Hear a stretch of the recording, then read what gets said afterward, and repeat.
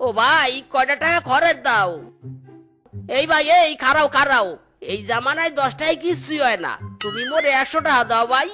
ভালো চালাতো, আমি তোমাকে 100 টাকা দিতে পারবো না।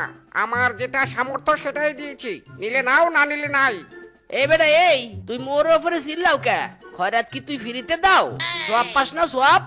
সোয়াব মানে? মানে তুই যে মোরে খয়রাত দিলি সেইটা তো সোয়াবের আশায় দিছো তাই না? এখন মুই যদি তোমার খয়রাত গ্রহণ না করি তাহলে ওই সোয়াব তুমি কোথায় পাইবে শুনি? মারে মা, খয়রাতিদের মুখে এখন কি বলি শুনি। এই নে বাপ 100 টাকা, এবার দয়া করে এখান থেকে কেটে পড়।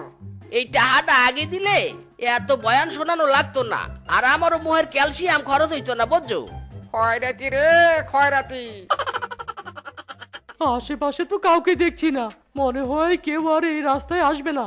যাই, এই সুযোগে খয়রাতি গুরু বানরের সাথে দেখা করে তার দোয়া নিয়ে আসি।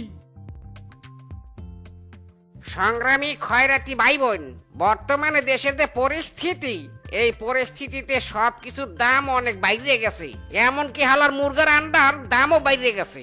তাই আমাদেরও খয়রাতির পরিমাণ বাড়াইতে হইবে। খয়রাতি গরু কত কইরে দাম বাড়ামু খয়রাতির পরিমাণ? আরে মনু বেশি না, জনপ্রতি মাত্র 500 টাকা বাড়াইলে হইবে। এতে মগো ব্যবসার চাহা